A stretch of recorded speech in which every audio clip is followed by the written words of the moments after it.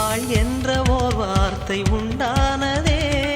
காதல் என்ற மந்திரத்தின் மாயம் என்ன, கல்லும் முள்ளும் இப்போது பூவானதே.